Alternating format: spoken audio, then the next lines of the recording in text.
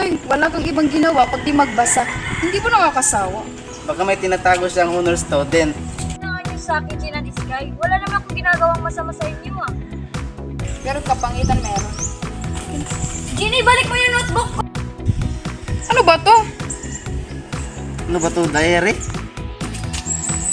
Sila yan! Diary, ang pangit.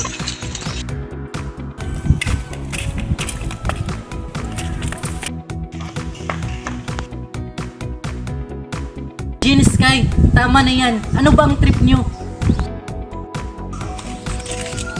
Mark, huwag ka na magpakabayani. Sayang lang mo yung effort mo sa pangit na yan.